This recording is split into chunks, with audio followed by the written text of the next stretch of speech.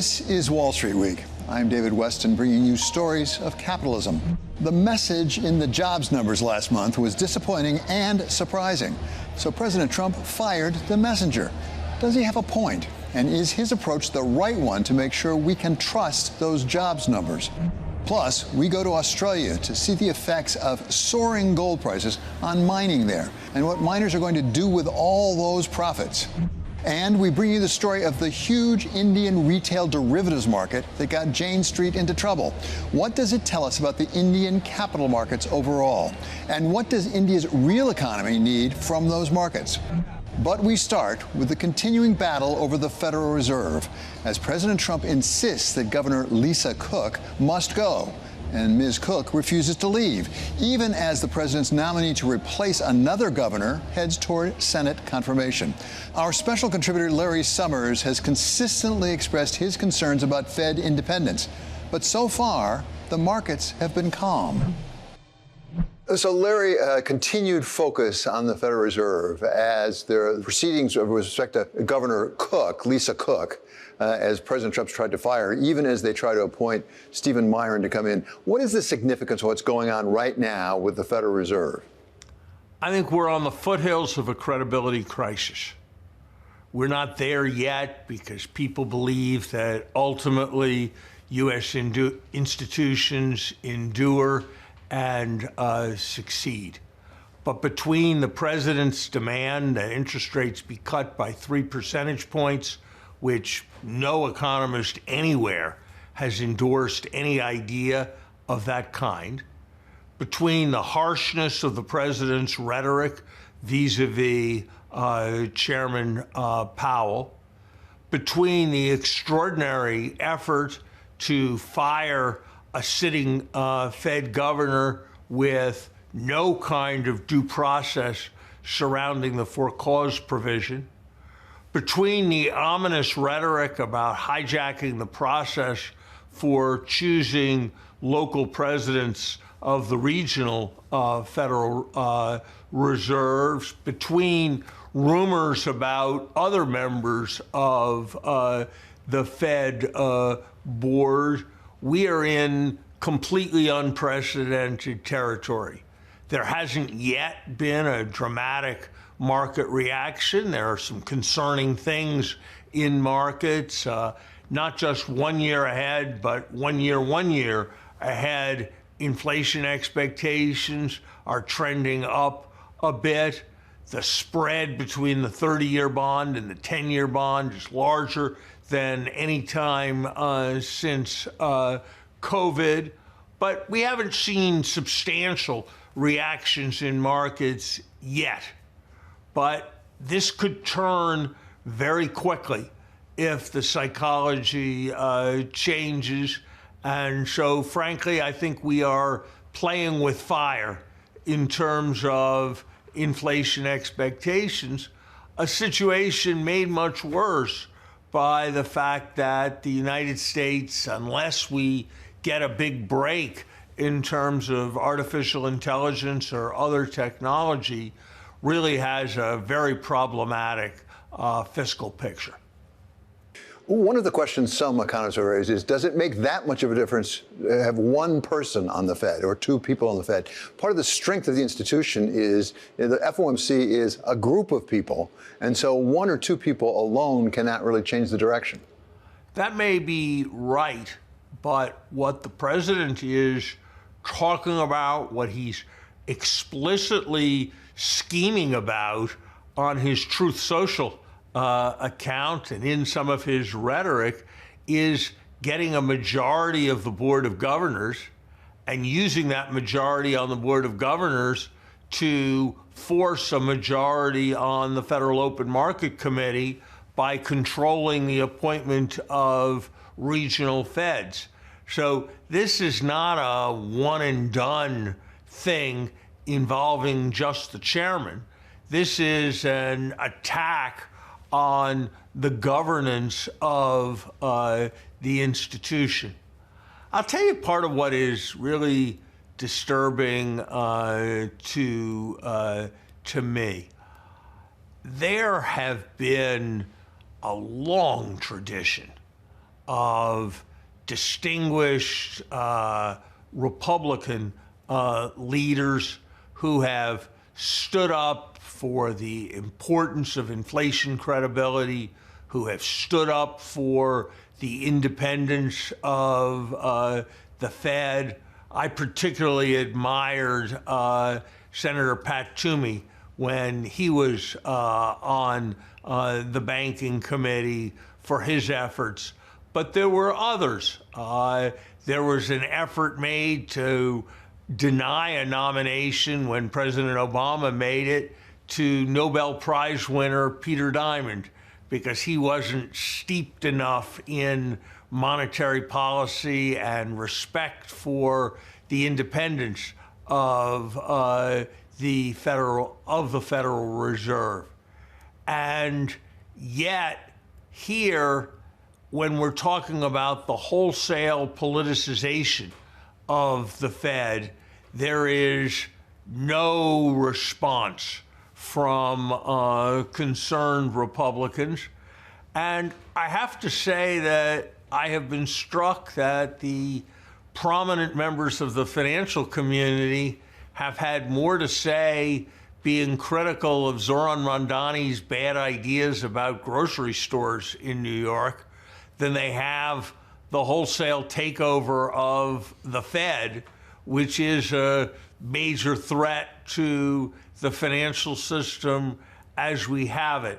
So I am very worried that highly irresponsible behaviors are being normalized by what the president is doing and by the failure of the establishment and of the traditional voices to find the courage to resist and call out what President Trump is doing.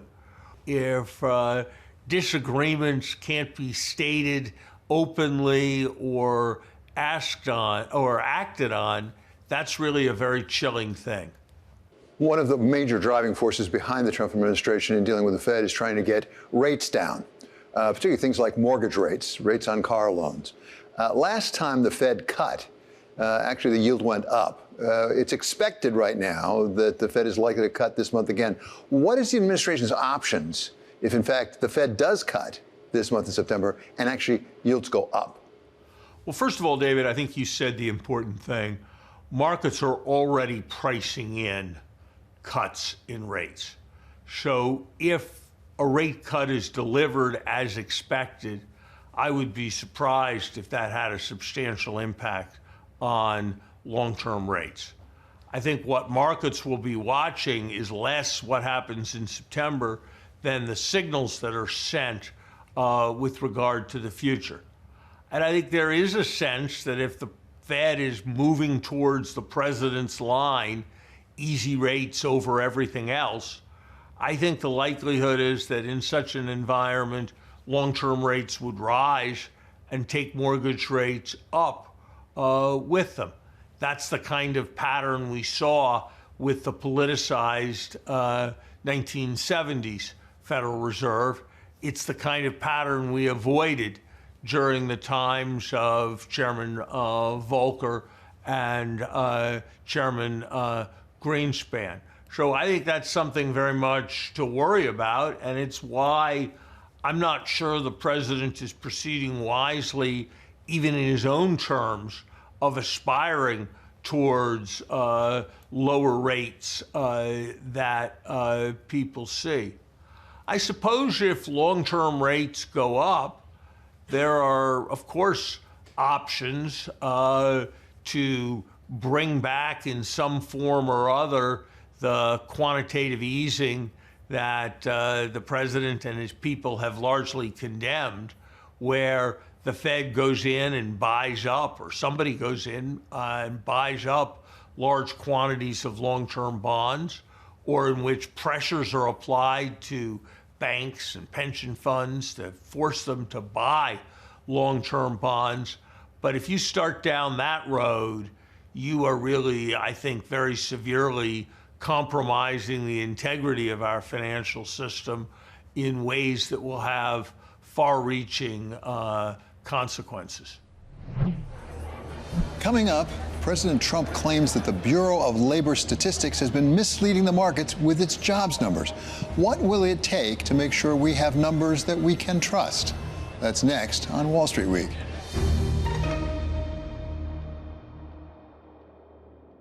This is a story about trust, maybe the most important thing underlying the markets.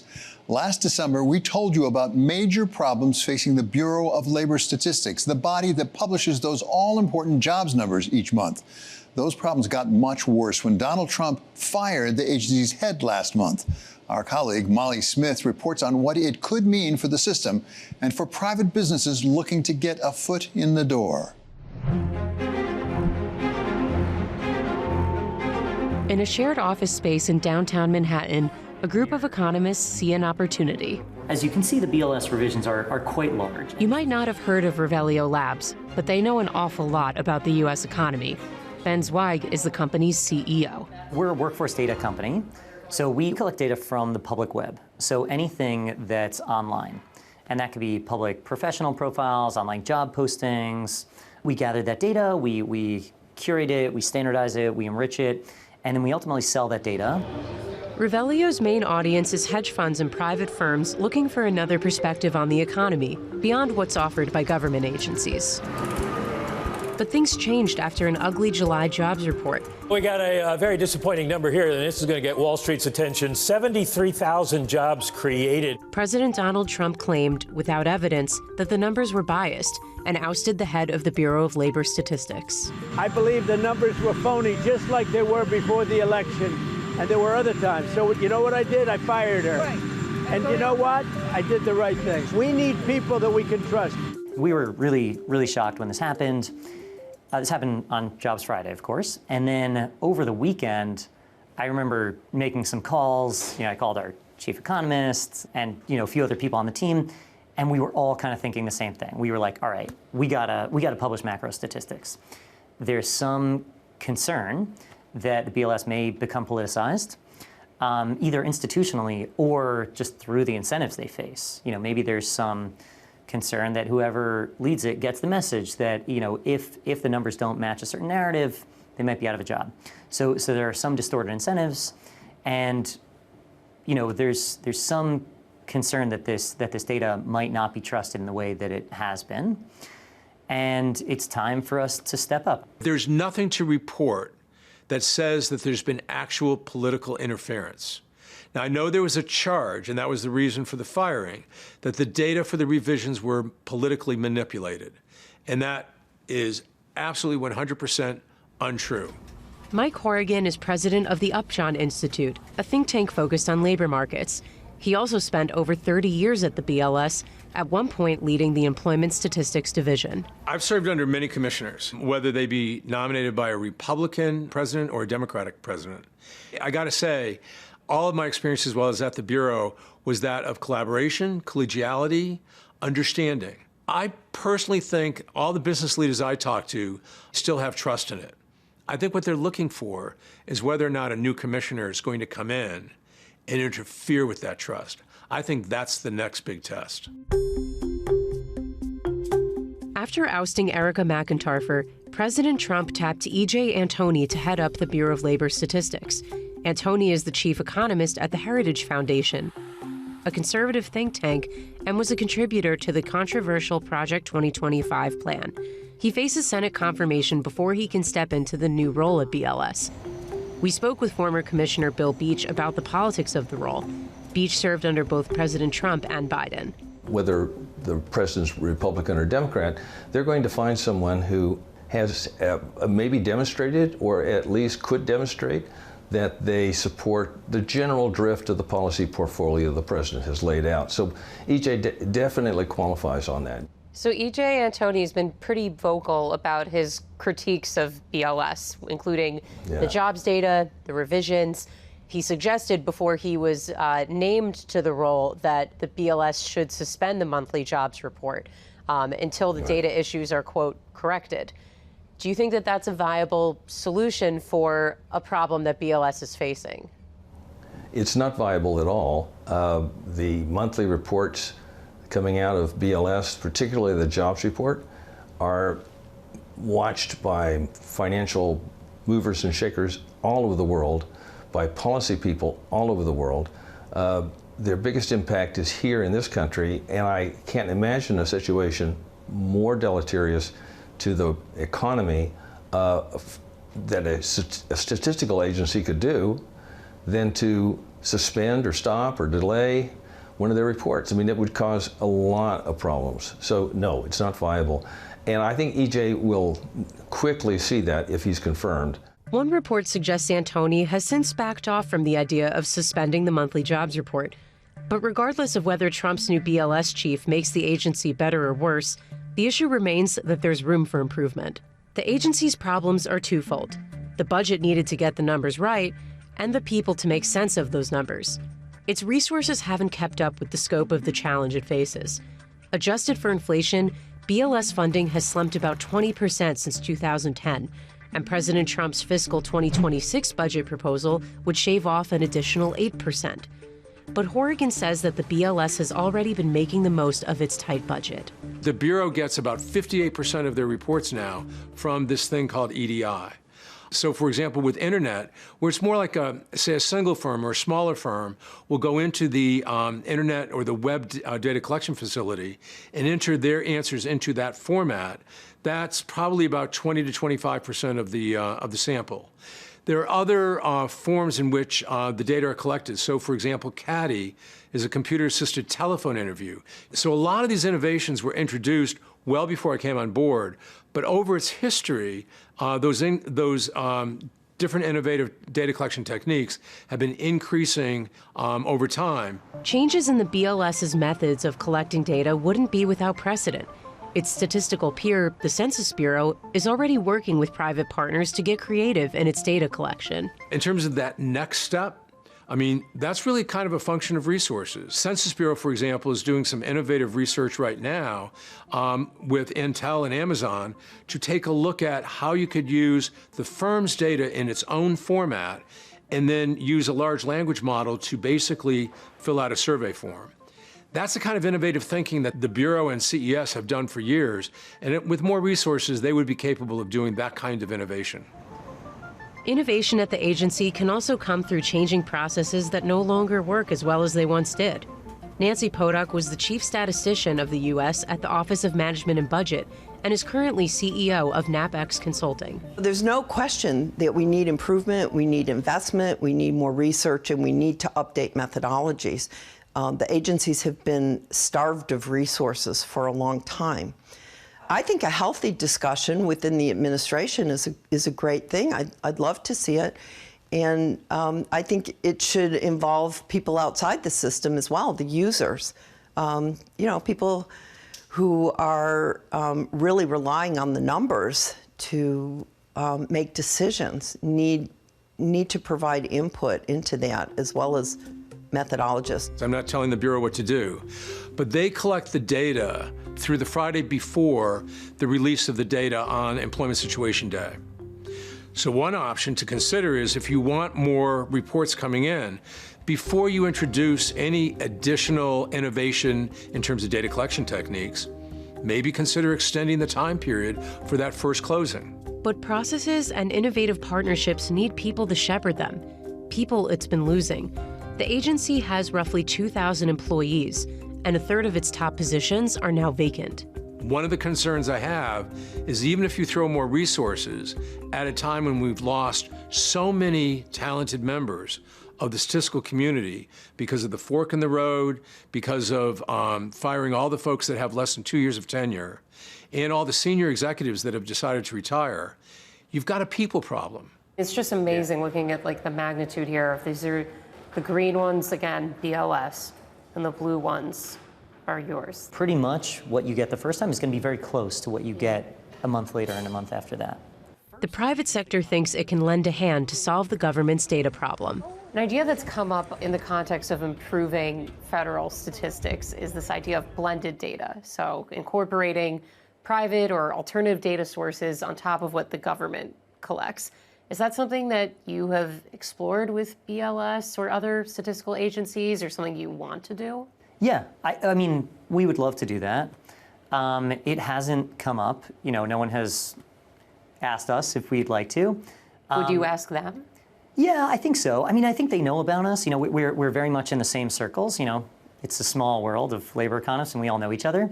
And I think, certainly within financial markets, we're well known as the kind of go-to source for labor market information. So I think they know that we're doing this. My sense, and granted, I'm not in the room when these discussions happen, is that the BLS has not been able to justify funding for these new initiatives. And they've had their funding cut again and again. And this is something like a wish that has never really, gotten traction. So not holding my breath for it. And I'd love if it would happen. In the meantime, we're just going to put it out there as a public service. The science of statistics is empirical, but under the hard data lies the immeasurable but important quality of trust in those numbers and in the entities responsible for collecting and reporting them. This is not a trivial matter. The trust in BLS is connected to trust in their product. The two are the same. And if you don't trust the product, then, for example, you're making a big merger with another company and you use data from BLS, and it has to be pretty believable in order for your hurdle rates for the investment to be believable. Well, now you don't quite believe it, so you begin to hedge a little bit more uncertainty around that hurdle rate than there was before. And uncertainty produces higher costs in the acquisition process. I'm using a very small slice, but that's repeated every day thousands of times. So I think losing trust in a bedrock institution is highly consequential, highly difficult, and very expensive for an economy. Does it reduce the growth rate? Yes, over time it could actually reduce the growth rate in the economy. Not to know the economy is operating at a certain level because you distrust the data means you don't know how the economy is operating. And how can you function efficiently and use your resources at their highest and best use if you really can't see the economy the way you think you should? Nancy Podock says that today, as Trump's BLS pick prepares for the Senate confirmation process, the country sits at a crossroads. Will leadership continue to prioritize the best, most impartial data, or will it fall into a familiar trap that other countries know too well, in which numbers aren't used to learn about the economy, but to tell an approved story about it? We really need people to get excited about the whole system, not just the firing of the BLS commissioner, but knowing that that's a keystone in a larger system that is in peril. We're going to go one way or the other at this point. I don't think there's a status quo option. I think it's either going to get very political or people are going to really strengthen the system. We've got to choose as a nation which way we're going to go. Up next, there's gold in them thar Australian outback mines, and firms are reaping the benefits from higher gold prices. But what are they going to do with all that money?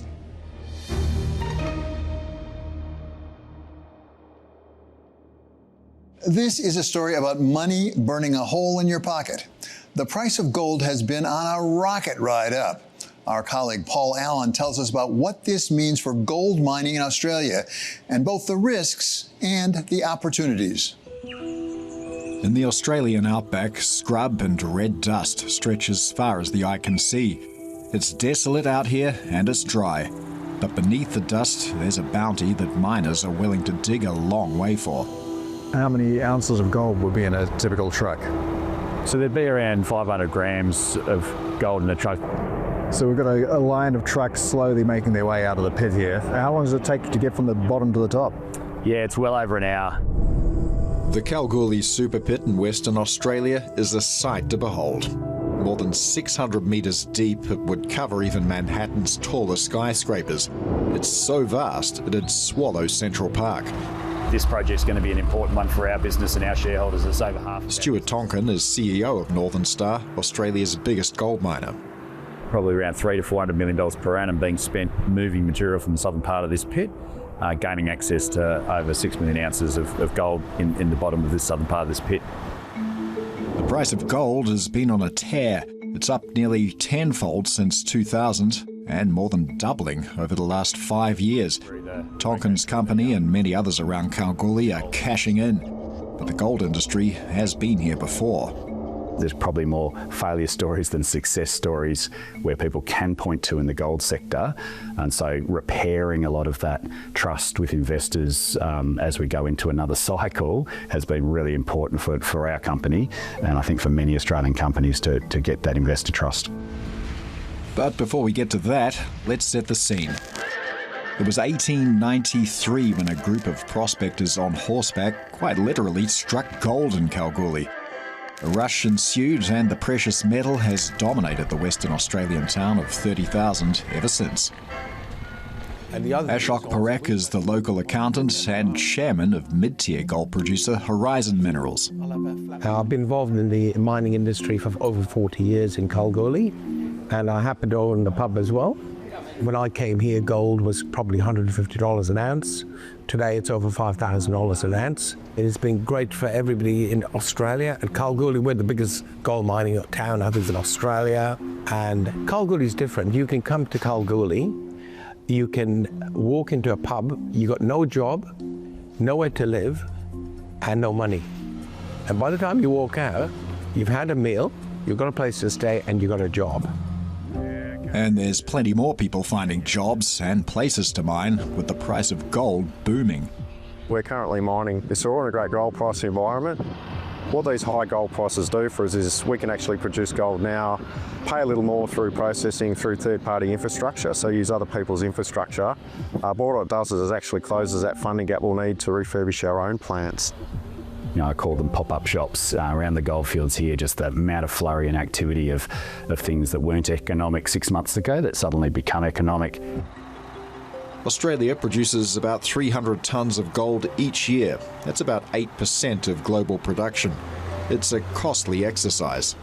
The process involves breaking down vast amounts of ore extracted from the mine. Each truck can carry about 250 tonnes of material, but just typically 500 grams of that is gold. That material's then broken down and processed by crushers before being melted. So the melting point of gold is 1,024 degrees. So we then heat the furnace up to roughly 1,200 degrees. As we go through the pour process, the first material comes out is all of that slag off the top of the crucible. Then when the gold comes out, the colour change actually goes from a yellow almost to a greeny colour, and that's the gold coming out of the process. Probably one of the good things about this site is that we have a relatively nice ore body coming into it. We don't have a great deal of impurities coming through, so these are some of the nicest bars that I've seen in my time in industry. And with a surge in prices, Australia's gold miners are cashing in and setting themselves up for long-term success. Laurie Conway is CEO of Evolution Mining. So back in June 23, we made the decision to invest $250 million building this plant expansion and $75 million to open up a new mining centre into the north here to feed the plant, taking it from 2 million tonnes to 4.2 million tonnes. And in 23, it was pretty difficult. The market was hot, it was hard to get people, hard to get equipment. I think we were very fortunate when we did that, but you know, gold price was only $2,400, $2,500 an ounce when the board approved this, and it had very good economics. I mean, bringing it in right now at $5,000, $5,200 an ounce is a perfect time to be commissioning it. I think that the difference this time is what's going on around central banks and that shift of we need to have gold in our reserves a lot more, whereas back in the last cycle it was really around the whole mining boom and therefore what was going on in low inflation, low interest rates that pushed the price of gold up, and so that was more being driven by an economic standpoint. This time it's really being driven by geopolitical tensions and the shift in the way that governments are handling their reserves, and so that's why you sort of see that structural shift that the governments are driving this price, whereas the economy was driving the other one. And that's why, you know, in the long term, yes, the gold price will come down a bit, but it's structurally shifted higher because of what central banks are doing versus the last boom. In 2019, Evolution reported adjusted gross profit of about $270 million US, or about 410 million Australian dollars. That's now jumped to about $1 billion. It's expected to grow even further to almost $2 billion next year. And how about on the costs front? What's that like at the moment? Power will go up because we're obviously doubling the processing, and the processing uses power. 50% of our costs are labour. And investors are keeping a keen eye on costs this time around. When gold prices last jumped, Australia's gold miners underperformed, falling 16% in the 3 years from 2010, while the price of the metal itself rose 52%. Kate McCutcheon covers Australia's gold miners for Citi. So last cycle, we definitely saw a lot of transformative M&A, which was very value destructive. So that last cycle from 2000 to 2012, the 10 biggest gold stocks in our coverage universe cumulatively burnt $10 billion in free cash. As an industry, we made those missteps because when the price did come off and that cycle changed, shareholders went, well, where's the cash? And all the industry said is, well, we reinvested it into projects, or we went and bought assets, and therefore we've reinvested that money for you. And the shareholders were like, well, we would have liked some of that, and we didn't see that.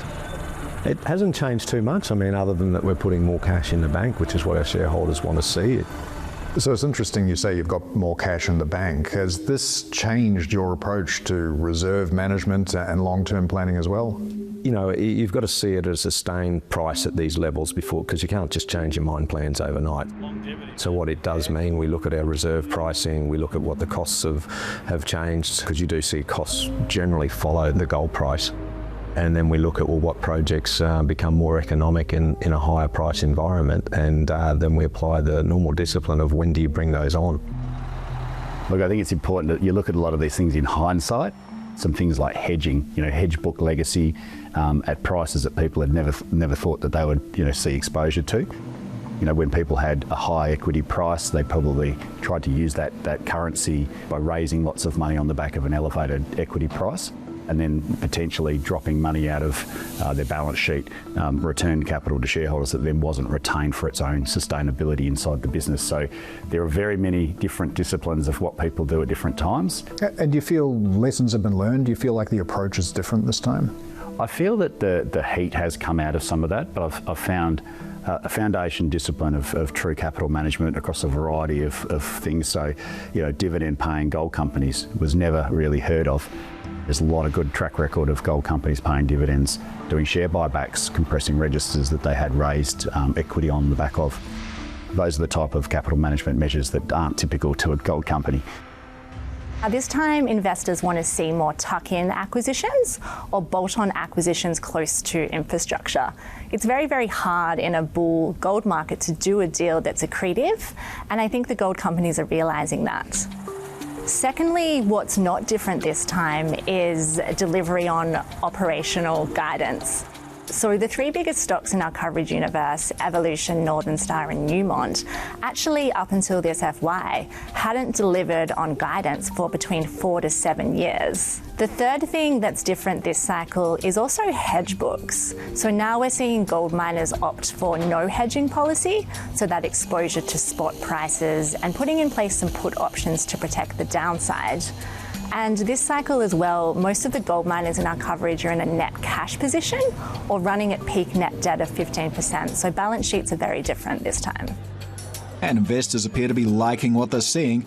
Since the start of 2022, the gold price is up 85%. Australia's gold miners, they're up 98%. With both Northern Star and Evolution balancing share buyback programs with new investments in recent months. Do you feel like investors now buy the idea that the gold industry is more disciplined than it has been in the past?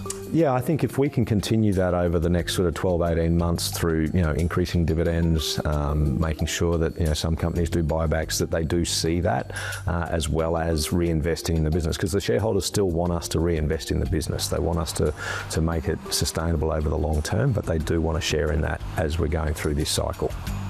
Just spent a couple of weeks in the US meeting with investors, because there's a lot more interest in the US in Australian gold stocks at the moment, and so it was good to go and talk to them and explain what we're doing here at Evolution, but also what the gold industry in Australia is doing, and there's certainly going to be more interest. The big question is, where to next? Gold has plateaued in recent months, but in an increasingly uncertain macro environment, is there room to go higher? It's a really exciting time for gold, and it's been elevated for some time, but there doesn't seem any signs that this is going to fall back. We think it's possibly the new norm, and if anything, the start of another continuing bull run for gold. Yeah, certainly. I mean, gold started back in the 1850s, so it's been around and been a part of Australia for a very long time. And I think, as we go through the boom and bust of economies, gold has had a significant role to play. It now has a more important role to play because we are a top 10 producer, we're a low-cost producer, we're a great jurisdiction in which to operate, and therefore it makes it important to the Australian economy, but it also means it makes it attractive for people to invest in the sector. Whether it does make it attractive for people to invest in is going to depend on some big decisions being made by companies like Evolution and Northern Star. Is it time to double down on the gold mining bet, or is it time to take some money off the table and give it back to investors? Coming up, millions of Indians put billions of dollars into equity derivatives and lost most of it. We take a look at Indian capital markets and their role in driving growth and innovation. That's next on Wall Street Week.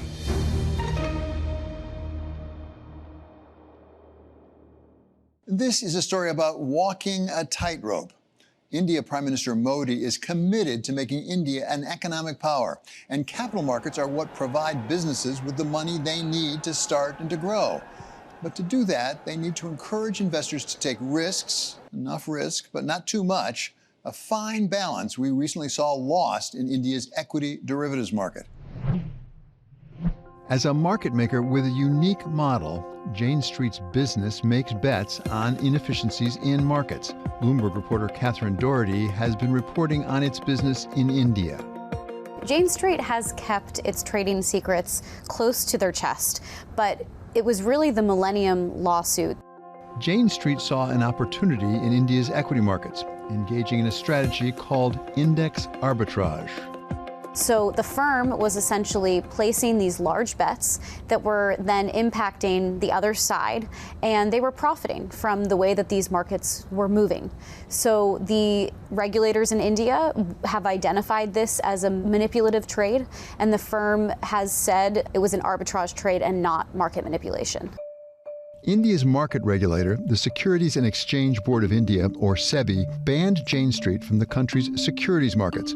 Jane Street has filed an appeal alleging that SEBI denied it access to documents it needs to defend against market manipulation accusations. Ironically, the problem with India's capital markets historically has not been encouraging too much risk, but too little. Nilesh Shah has watched the evolution of the country's capital markets as the managing director of Kotak Mahindra Asset Management. The Indian savings allocation is more tilted towards physical assets.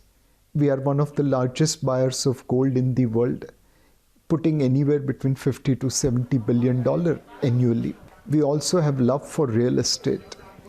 Capital market or financial savings itself has taken off in recent times. But thanks to mutual funds, insurance industry and pension funds, slowly and steadily allocation to capital markets, both debt and equity, is increasing rapidly. India's transition to retail investing is still in its early stages, but it is moving fast. 1 in 5 households today hold shares, up from 1 in 14 just 5 years ago. We launched an investor awareness program called Mutual Funds Sahi Hai. Mutual funds are right thing to do. And that has helped us in mobilizing more and more retail savings into mutual fund. Our industry is growing at a frenetic pace, and I believe the nudges from the regulator, the work done by the regulator, is laying the foundation. Now it is up to us as an industry to carry forward the work. One measure of the expansion of Indian capital markets is the success of its IPO market, which is among the biggest in the world. Last year, IPOs in India accounted for about more than $20 billion US dollars. It was the number 2 IPO market in the entire world. Josh Fellman is the principal at JH Consulting and advised the Indian government on economic and financial matters during his time as the director of the IMF's India office. To date, regulators have encouraged retail participation in IPOs, helping contribute to overall retail participation in markets. One thing that they've been fantastically successful in, as opposed to, say, China, is they've managed to get household participation in the capital markets. It's not all roses. Under the surface of India's blossoming capital markets is a risk that threatens its stability: derivatives. About 40% of derivative transactions are conducted by households in India, which is an incredibly large number. So if you take the derivatives market in particular, the regulator, SEBI, did a study. They found that last year, about 90% of the participants in the market lost money. And they found that, again, about 40% of them were under 30. 3/4 of them earned less than $6,000 per year. The growth in derivatives has caused a liquidity problem. It is a fact that there are a large number of unsophisticated investors. It is a fact that they have very poor cash buffers. But what to do about it? You don't want to push these people completely out of the market. On the same time, you don't want to unduly restrict the professional participants in the market, because they're the ones who iron out the market inefficiencies. So far, it has not had any adverse impact on the ability to raise money through the equity market. Even if the illiquidity in markets hasn't affected raising capital to date, it has introduced a different kind of risk. So in India, the options market is quite liquid, the most liquid active market really across the globe. In the US, you also have a very liquid options market, but the cash market, the equity market, is also liquid. It's also trading at high volumes and it's moving very efficiently. And the regulators really have a sense of the big players, and if there's any manipulation or if there's any large moves, they're able to identify it very quickly. India's financial regulator, SEBI, has made an example out of Jane Street and drawn a boundary in how far it's willing to go to liberalize its markets. But keeping the door open to foreign investors will be crucial for the country. India is one of the most open economy in terms of foreign direct investment. India's largest FMCG company, automobile company, telecom company, mutual fund, private sector bank, insurance company, all are majority owned by foreigners. There is hardly any other country in the world where foreigners will be allowed to own such kind of industry. However, can we improve further upon this? My favorite example on foreign direct investment is Maruti Suzuki. In the 80s, Suzuki came to set up an automobile company in India. They have gone through the ups and downs of India.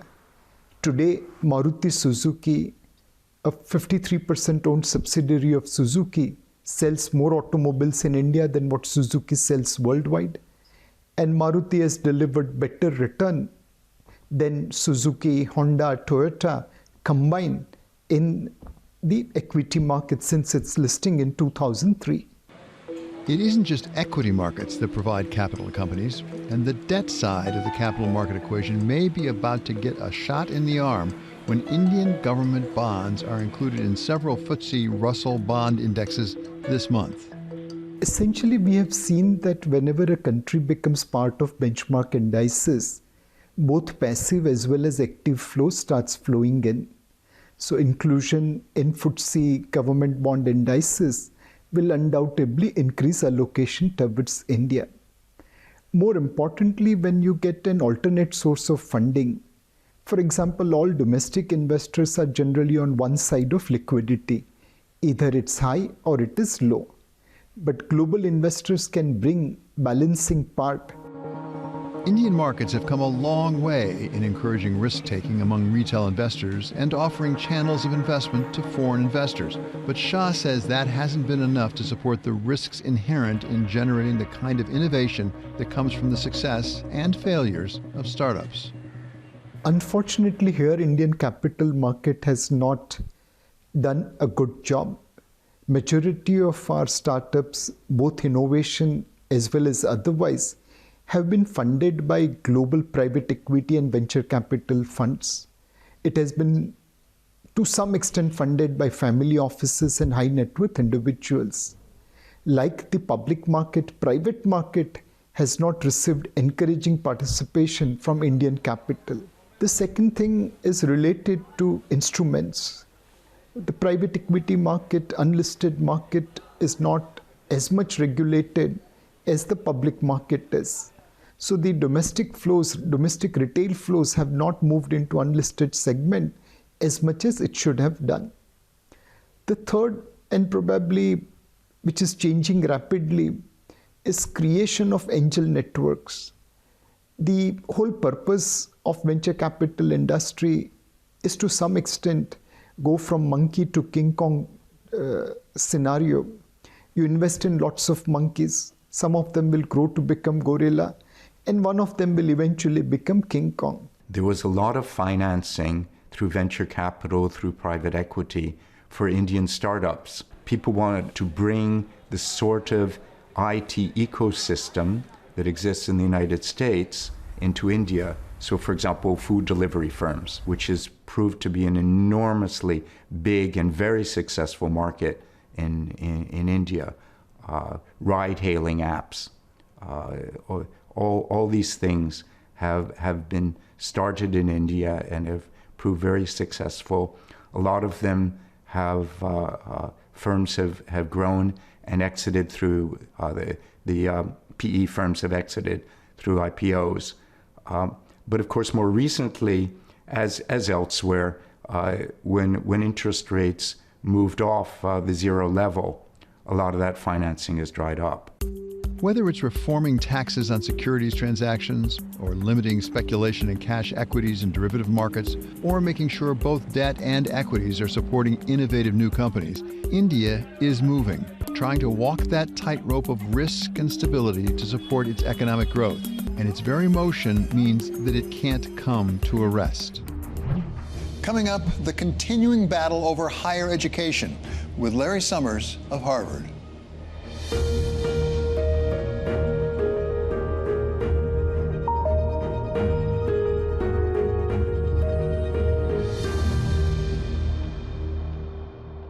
A new school year is getting underway in the United States, with some of the most prominent universities trying to come to terms with the Trump administration's assault on their finances. Our special contributor, Larry Summers, is a long-term Harvard faculty member and served as its president. He has been outspoken about both the need for reform and the mistakes he believes the Trump administration is making. Larry, this week marks for many people in the United States a return to school.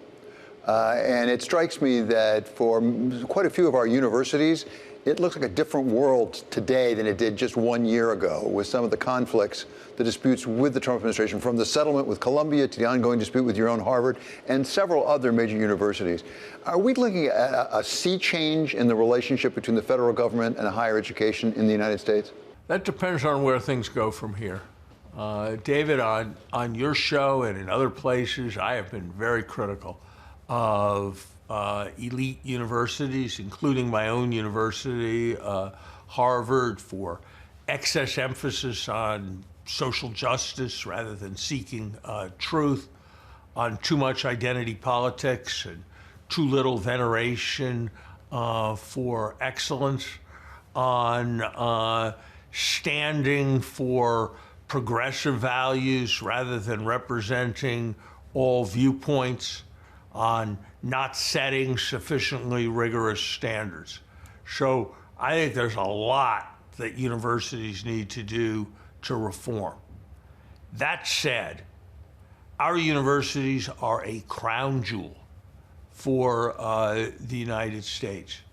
If you look at their performance as exporters of services to the rest of the world. If you look at their contribution to everything from the mRNA vaccines that mastered COVID to the formation of the internet, to founding ideas around democracy, they have made immense contributions.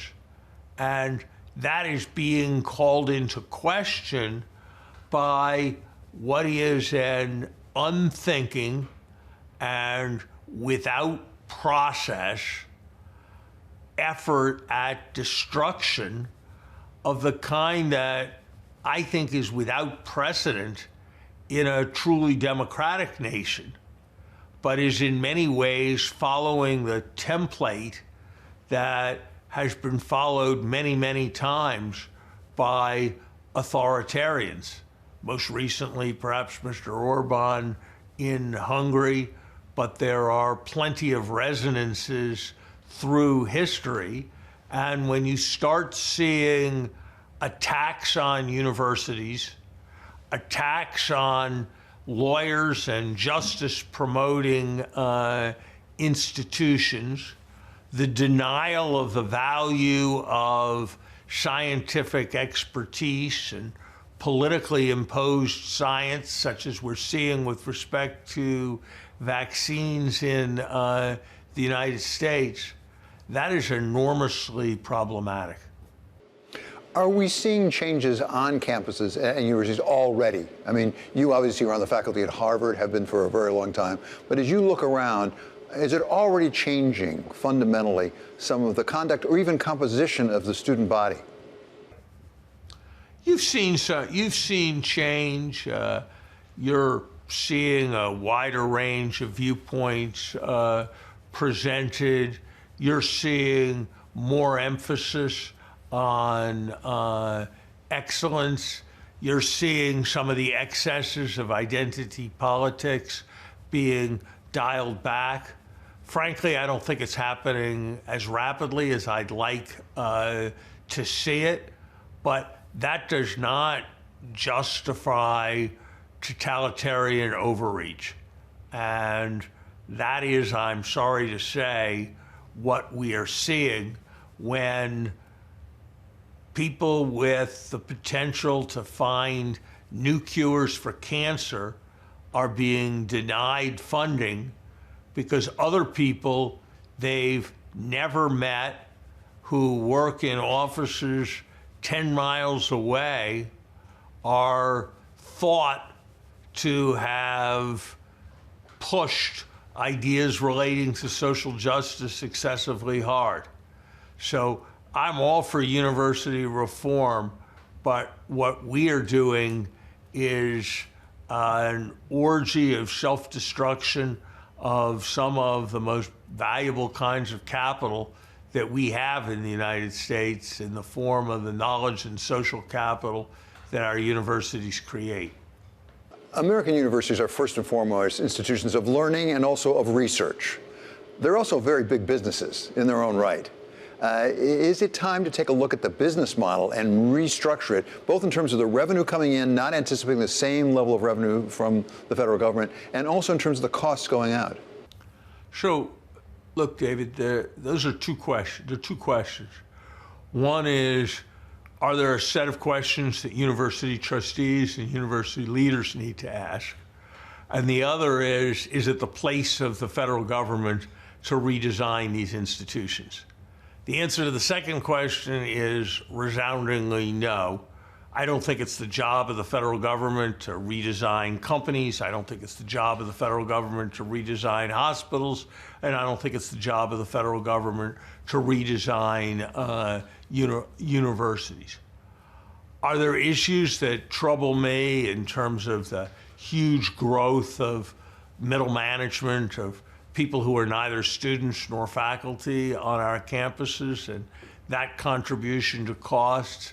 Yeah, I think that's a critical issue. It's one I tried to work on with some success, but far less than I'd have hoped during my time as president of Harvard. And I think there are a lot of questions that just as American manufacturers have a lot of questions they need to ask about their efficiency and the way in which they compete, I think American universities have a lot of questions that need to be asked. But let's not be confused. In a global competition, American universities are immense winners. And that needs to tell us something that informs us.